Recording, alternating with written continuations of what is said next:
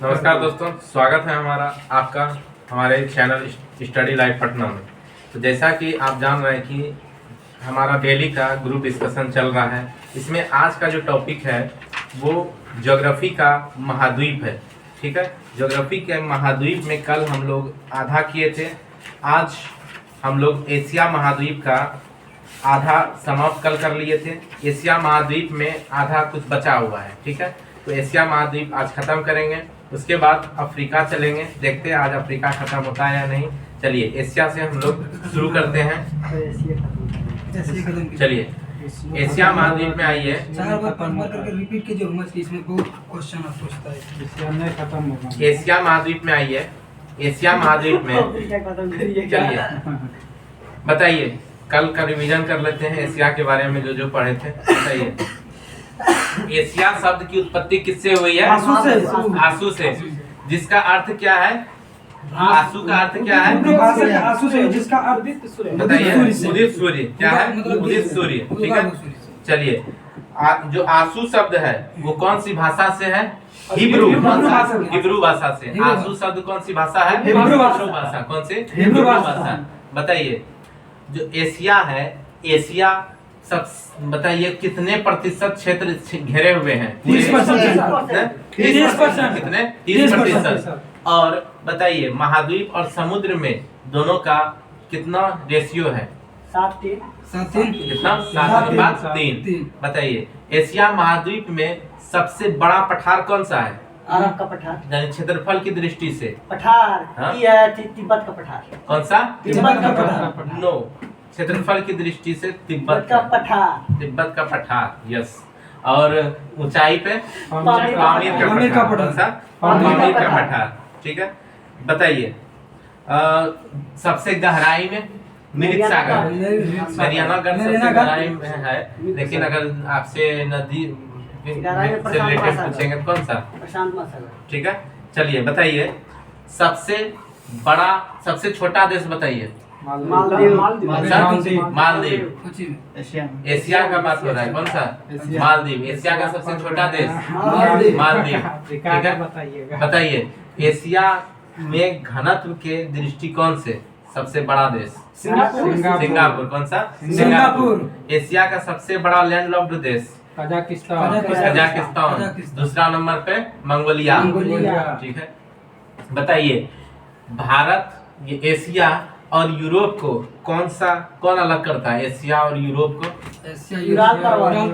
Asia और Europe को कौन अलग करता है? भूमध्य सागर। कौन? भूमध्य सागर। और एशिया और अफ्रीका को कौन अलग करता है? लाल सागर। कौन? लाल सागर और स्वेज नहर। लाल सागर और स्वेज नहर। ठीक है, बताइए एशिया को उत्तरी अमेरिका से कौन अलग करता है? बेरिंग जल संधि। कौन? बेरिंग जल संधि। ठीक है, बताइए कि ये जो मेरियाना गर्त है वो कहाँ पर स्थित है? प्रशांत महासागर में फिलीपींस द्वीप के पास स्थित है। ठीक है, चलिए ठीक है, बताइए कि सबसे बड़ा पठार हो गया, ये हो गया। चलिए अब बताइए कि एशिया में जो सबसे लंबी है नदी वो कौन सी? यंगसी नदी। चाबी दे दीजिए। ठीक है, ठीक है।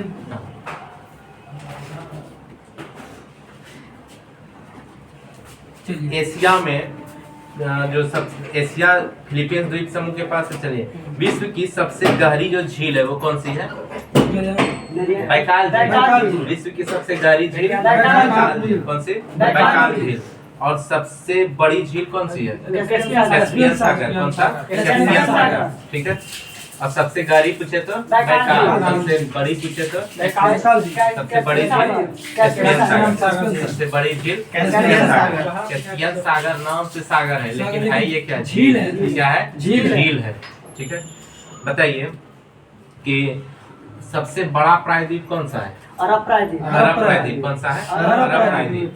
ठीक है, नेपाल में माउंट एवरेस्ट को सागर माथा। क्या? सागर माथा। ठीक है, चलिए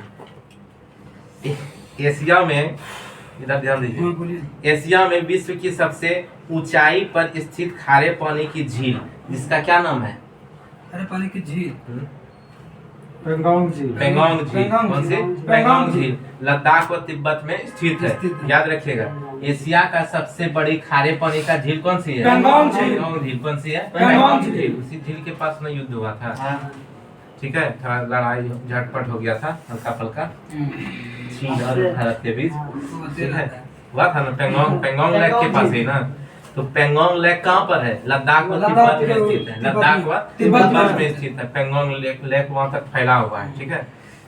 एशिया महाद्वीप में विश्व का सर्वाधिक वर्षा वाला क्षेत्र कौन सा है? मासिनराम मेघालय। मासिनराम मेघालय। पूछेंगे कि एशिया में सबसे बड़ी खारे पानी की झील कौन सी है? खारे पानी का पेंगोंग झील। पेंगोंग झील। कौन सा? पेंगोंग झील। और पेंगोंग झील कहाँ अवस्थित है? लद्दाख लद्दाख तिब्बत के लद्दाख व तिब्बत में। और एशिया महाद्वीप में विश्व का सर्वाधिक वर्षा वाला क्षेत्र कौन सा है? मासिनराम। कहाँ पर? मेघालय। इससे पहले चेरापूंजी जो है वहां पर सबसे ज्यादा वर्षा होता था। अब कहाँ पर हो गया? मासिनराम मेघालय में। मासिनराम मेघालय में। विश्व की सबसे ऊंची रेलवे लाइन का निर्माण कहाँ पर किया गया? चीन में। कहाँ पर? चीन में। विश्व की सबसे ऊंची रेलवे लाइन का निर्माण कहाँ किया गया? चीन में। भारत में पूरे विश्व का सबसे ऊंची रेलवे लाइन का निर्माण चीन में। अब भारत में हो रहा है। कहाँ पर? जम्मू कश्मीर में। अच्छा, पुलवा जो है चिनाब। चिनाब नदी है। चिनाब चिनाब नदी के ऊपर तो पुल चिनाब बना में है। छी। तो पुल बना है। रेलवे लाइन होता है। तो विश्व की सबसे ऊंची रेलवे लाइन का निर्माण कहाँ किया गया? चीन में। ठीक है। अभी चीन के छिंगहाई प्रांत से शुरू होकर तिब्बत के लहासा तक फैली इस रेलवे लाइन की ऊंचाई 5072 मीटर है। कितना है? 5072 मीटर है। ठीक है। 5 किलोमीटर। बताइए विश्व का सबसे ऊंचा पर्वत चोटी कौन सा है? Mount Everest. उसकी ऊंचाई कितनी है? 8,845 मीटर। 45 से 50 मानना। देखिए उतना है। और ये है 5072 मीटर है। समझ सकते हैं बहुत, ये भी बहुत ऊंचाई तक बहुत है। ऊंचा, 5 किलोमीटर पर ठीक है। है। 5 किलोमीटर।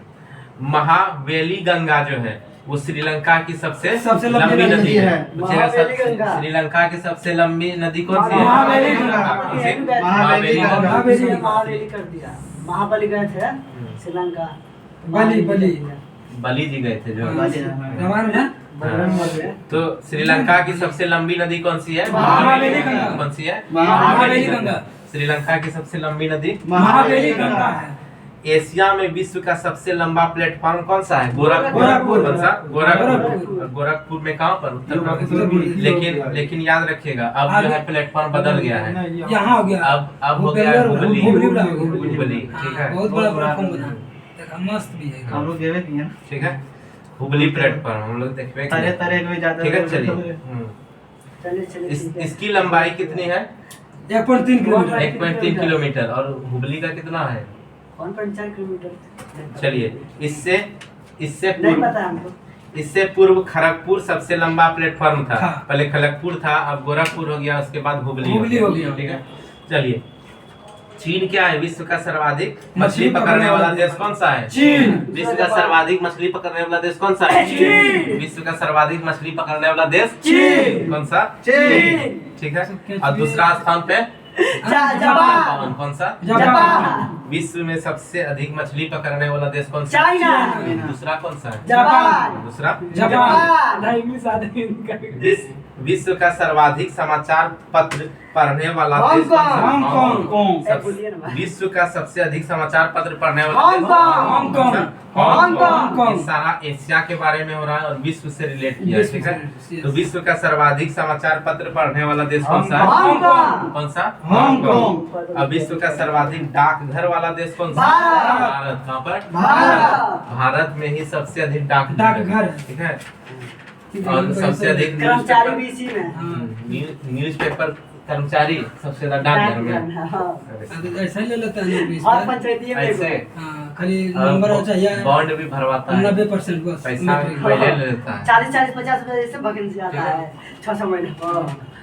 ठीक है। प्रशांत महासागर पहले पैसा बॉन्ड भरवा के पहले पैसा ले लेता है कि आप नौकरी छोड़ के नहीं जा सकते हैं। कितना रुपया लेता है इसमें शायद। बुक नहीं छोड़ता है इसमें। मतलब कि छोड़ दीजिए लेकिन पैसा आपका फिर नहीं लौटेगा नहीं तो कुछ दिन परमानेंट हो जाएगा। देखिएगा नियम क्या है इसमें, शायद इस तरह है नियम कुछ, लाइव है।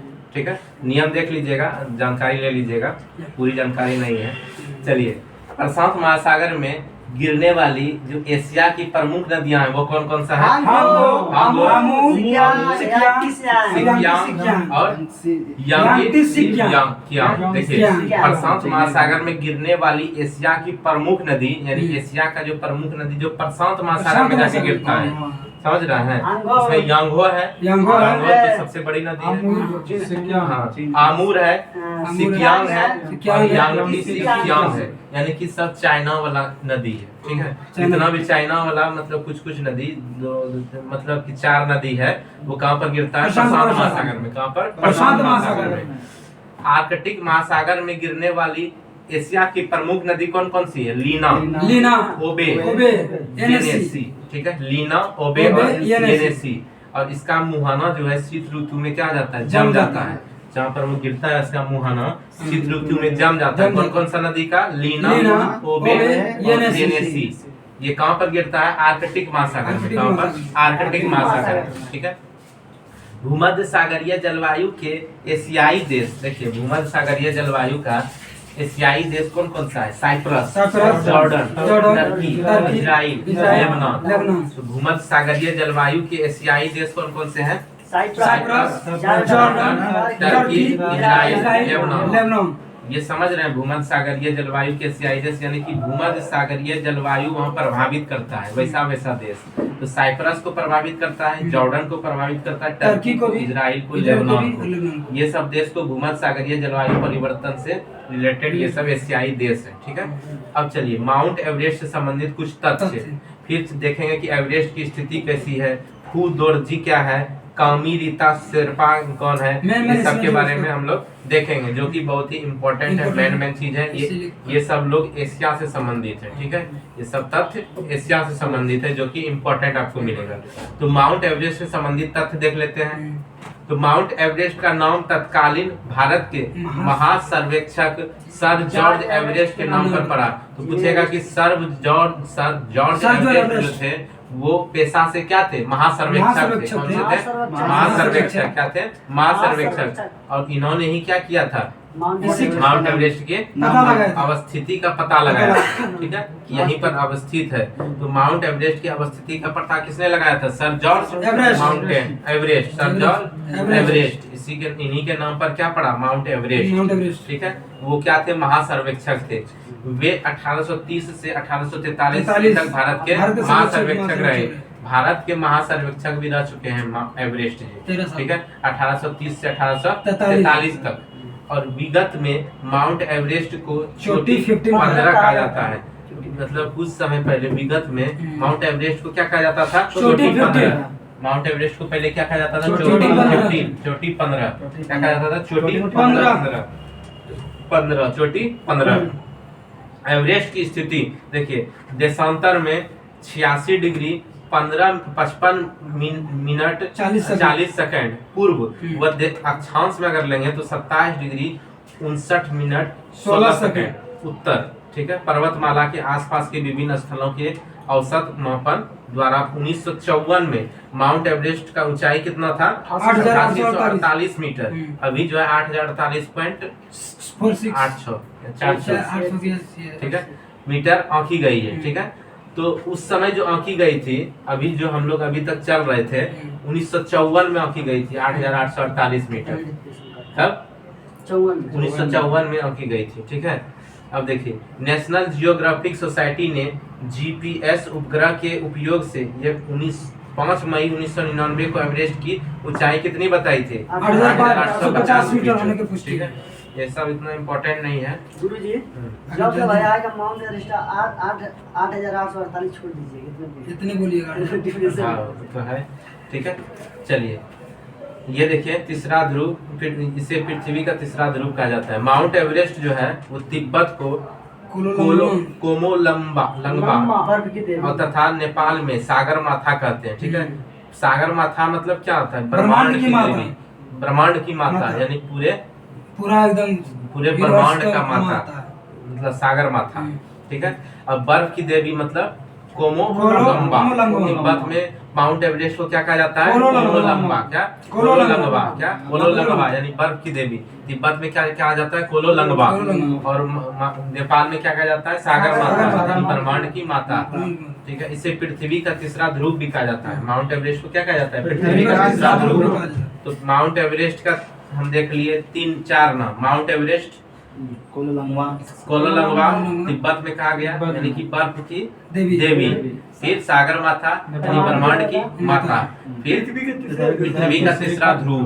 पृथ्वी का तीसरा ध्रुव। एक ध्रुव तो उत्तर में है, एक ध्रुव दक्षिण में है, एक ध्रुव पृथ्वी का तीसरा ध्रुव इन्हीं को माना गया है।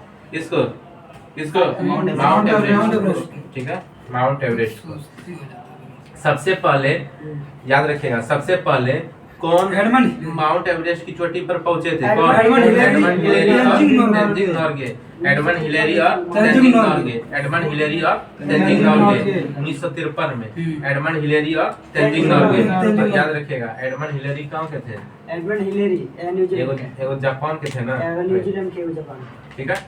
एडमंड हिलेरी और तेंजिंग नोर्गे कब चढ़े थे? 1953 में। ठीक है। तेंजिंग नोर्गे जापान का। तेंजिंग नोर्गे जापान का। Edmund Hillary New Zealand, Tenzing Norgay Japan. जो नोवांग गोम्बू है प्रथम व्यक्ति हैं जो माउंट एवरेस्ट पर 2 बार चढ़े। याद रखिएगा माउंट एवरेस्ट पर 2 बार चढ़ने वाले व्यक्ति कौन है? नोवांग गोम्बू। नोवांग गोम्बू। नोवांग गोम्बू।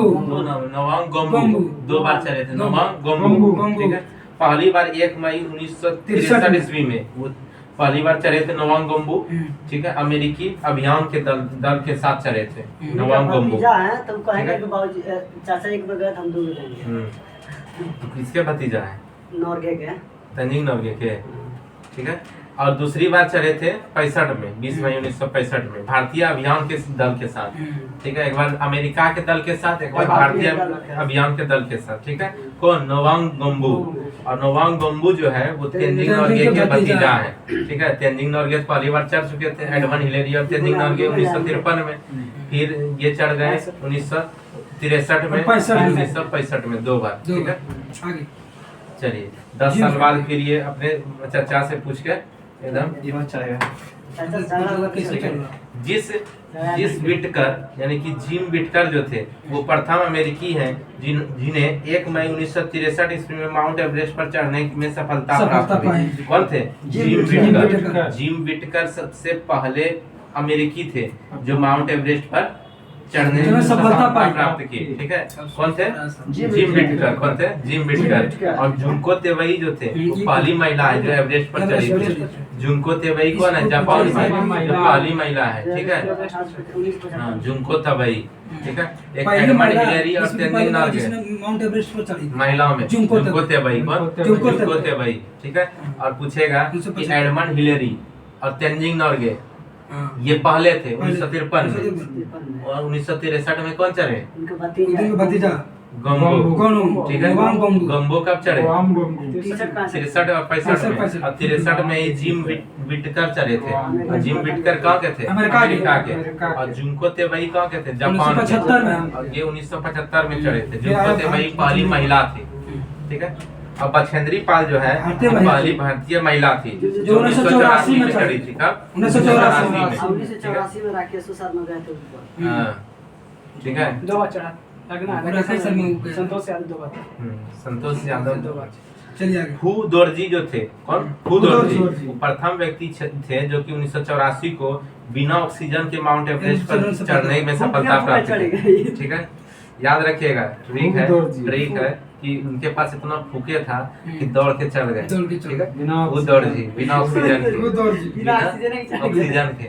ठीक है। बिना ऑक्सीजन के चढ़ गए हु दोरजी। ठीक है। और कामी रीता शेरपा जो थे, देखिए 1984 में ये चढ़े थे। बछेंद्री पाल भी 1984 में चढ़े थे। ठीक है। याद रखिएगा दोनों 1984 में। और कामी रीता शेरपा नेपाल से ये सब सर्वाधिक 23 बार। याद रखिएगा कामी रीता शेरपा 23 बार सर्वाधिक एवरेस्ट पर पहुंचने में सफलता प्राप्त की है। और कोई काम ही ना था। और कौमी पहली बार 24 वर्ष की उम्र में 1994 में इस चोटी पर पहुंचे थे। ठीक है, कौमी रीता शेरपा कब पहुंचे थे? 1994 में पहली बार। ठीक है, यानी कि 23 बार चल गए थे। ठीक है, सफल काम हुए ही ना है इसका। कौमी रीता शेरपा घर में इधर उधर कहाँ को फील्ड समझ दिया। सबसे अधिक बार चढ़ गई थी। 23 वो में बोलिए कामी कामी ठीक है, कामी तो ट्रिक दे रहे हैं, कोई ट्रिक है, इसे ट्रिक के अनुसार लीजिएगा। तो कौमी रीता शेरपा जो थे, उन्हें कोई काम नहीं था, तो क्या शेर की तरह एकदम चढ़ते रहते थे। ठीक है, ताकतवर थे, उनको हिम्मत था, अपने हिम्मत के दम पर वो बार बार चढ़े। ठीक है, तो कौमी रीता शेरपा कितनी बार? 23 बार चढ़े। विश्व में सबसे कम उम्र में जो एवरेस्ट पर शिखर पर चढ़ाई किया वो कौन थे? जॉर्डन रोमरो। जॉर्डन रोमरो। तो सबसे कम उम्र पर चढ़ने का पता किसने हासिल किया? जॉर्डन रोमरो। कौन थे? जॉर्डन रोमरो। कब चढ़े थे? 2010 में। ठीक है, और विश्व में सबसे 13 वर्ष की अवस्था। हाँ, विश्व में सबसे कम उम्र में फतह किया था जॉर्डन रोमरो, अमेरिका के थे। और अमेरिका के पहले व्यक्ति कौन थे? अमेरिका के पहले व्यक्ति कौन थे? Gym Whittaker. कौन थे? Gym Whittaker. ठीक है, विश्व में सबसे कम उम्र में एवरेस्ट पर चढ़ने वाली महिला अगर पूछे तो कौन था? मालवत पूर्णा। कौन थे? मालवत पूर्णा। भारत और आंध्र प्रदेश, भारत की आंध्र प्रदेश की। ठीक है, तो मालवत पूर्णा जो थी, मालावत पूर्णा करंट में पढ़े थे ना, इधर हालन तो चढ़ी थी। मालावत पूर्णा जो है 25 मई 2014 ईस्वी को विश्व शिखर पर चढ़ने पर सफलता हासिल किया। तो मालावत पूर्णा जो है ये सबसे कम उम्र में चढ़ी थी, मात्र 13 वर्ष की। ठीक है, तो प्रथम भारतीय महिला कौन थी? मालावत पूर्णा। कौन? मालावत पूर्णा। सबसे कम उम्र में अगर हम पूछे कि विश्व में सबसे कम उम्र में कौन? जॉर्डन रोमेरो। भारत की सबसे कम उम्र की? मालवत पूर्णा। कौन? मालावत पूर्णा। सबसे कम उम्र 15 वर्ष की अवस्था में ही चढ़ने वाले सफल भारतीय पुरुष कौन बने? राघव जनुजा। यानी कि सबसे कम उम्र में महिला ही चढ़ी थी। ठीक है, पुरुष उससे ज्यादा उम्र में 15 वर्ष की अवस्था में। तो राघव जुनेजा जो थे ये मुरादाबाद उत्तर प्रदेश के हैं। ये 15 वर्ष की अवस्था में एवरेस्ट शिखर पर चढ़े थे। ठीक है, इसने 21 मई 2013 ईस्वी को एवरेस्ट शिखर पर चढ़ने में सफलता प्राप्त की। कब? 21 मई 2013। 21 मई 2013 में। कौन? राघव जुनेजा। इसके साथ इसके स्कूल लॉरेंस के 5 बच्चे भी थे। ये अपने स्कूल का बच्चा को भी ले गए थे। कौन? राघव जुनेजा। चलो तुम लोग भी घूम लेना। ठीक है, यह विश्व की प्रथम स्कूल टीम है जिसे एवरेस्ट शिखर पर चढ़ने में सफलता प्राप्त की। कौन से? लॉरेंस के 5 बच्चे थे। ठीक है, कौन से स्कूल थे? लॉरेंस स्कूल का 5 बच्चा। ये पहला स्कूल है जो अपने बच्चे को एवरेस्ट पर भेजे थे। ठीक है, लॉरेंस। ठीक है, नहीं पूछता है तो याद है, लॉरेंस थे। ठीक है, जो कि राघव जुनेजा पहला सबसे कम उम्र के व्यक्ति थे। अर्जुन वाजपेयी जो है वो 16 वर्ष की अवस्था में एवरेस्ट शिखर पर चढ़ने में सफल हुए। कौन? अर्जुन वाजपेयी। ठीक है, 16 वर्ष की अवस्था में। जो राघव जुनेजा थे उनके बाद कौन चढ़े? अर्जुन वाजपेयी। सबसे कम उम्र में कौन? अर्जुन वाजपेयी। एवरेस्ट पर तिब्बत की ओर से चढ़ने पर उम्र सीमा की बाध्यता नहीं है, कितनों उम्र में चढ़ सकते हैं। तब तिब्बत की ओर से चढ़िएगा तब, ठीक है, तब हो सकता है कि कुछ बाउंडेशन हो, लेकिन तिब्बत की तरफ से चढ़िएगा तो उम्र सीमा नहीं देखा जाता है। चढ़िए, जय बार चढ़िएगा। ठीक है, तिब्बत के तरफ से चढ़ना थोड़ा आसान होता है, उधर चाइना उधर से चढ़िएगा थोड़ा मुश्किल होता है। बच्चा वहाँ छोड़ दीजिएगा, वहाँ भूलेगा पहाड़ी पर। अमेरिका के टॉम वाइटेकर पहले विकलांग व्यक्ति थे। कौन? अमेरिका के टॉम वाइटेकर पहले विकलांग व्यक्ति थे जो कृत्रिम टांग यानी कि कृत्रिम बना हुआ टांग था। ठीक है, 1998 ईस्वी में एवरेस्ट पर चढ़ गए थे। ठीक है, वो भी मिट्टी दोनों क्या है? ठीक है, तो पूछेगा कि अमेरिका के प्रथम अमेरिकी कौन थे जो कि एवरेस्ट पर चढ़े थे? Jim Whittaker. कौन थे? Jim Whittaker. और जिम विटेकर। और प्रथम विकलांग कौन थे? Tom Whittaker. और टॉम विटेकर प्रथम विकलांग थे जो अमेरिका से थे। और जिम विटेकर प्रथम अमेरिकी व्यक्ति थे। ठीक है, चलिए, तो विटेकर दोनों नाम है, विटेकर याद रखिएगा। विटेकर हैं? दोनों पहला पहला है। दोनों पहला अरे पहला भी कर है। लीजिएगा तो ये चाचा भतीजा ही भी था। ठीक है। आगे चलिए। हमें हीमोफीलिया रोग से जो पीड़ित व्यक्ति है, क्रिस बॉम्बार्डियर, ये डेवनर अमेरिका से है। ठीक है। क्रिस बॉम्बार्डियर भी क्या है, माउंट एवरेस्ट पर चढ़ने में सफलता प्राप्त की है। ठीक है। पहली ऐसा आदमी जो कि हीमोफीलिया रोग से पीड़ित थे, कौन? Chris Bombardier. ठीक है। और इसने माउंट विंसन को छोड़कर विश्व के सभी महाद्वीपों के ऊंची चोटी पर चढ़ने में सफलता प्राप्त की है। सिर्फ माउंट विंसन को छोड़ दीजिए, सभ्य चोटी पर सफलता प्राप्त किया है। कौन? Chris Bombardier. Chris Bombardier. ठीक है। चलिए, एशिया का सबसे घना बसा द्वीप कौन है? जावा। कौन है? जावा। एशिया का सबसे घना बसा द्वीप कौन सा है? जावा। यहीं तक रहने देते हैं। चलिए दोस्तों, यहीं तक हम अपनी सेवा समाप्त करते हैं। कल से चलेगा एशिया महाद्वीप में कुछ बच गए हैं। जितना आप पढ़ते हैं उससे ज़्यादा इम्पोर्टेंट है कि आप याद कितना रखते हैं, इसीलिए याद रखना जरूरी है। कल से थोड़ा एशिया महादेश का बचा हुआ है, उसके बाद अफ्रीका भी कल से शुरू हो जाएगा। तो चलिए यहीं तक रहने देते हैं। Thank you.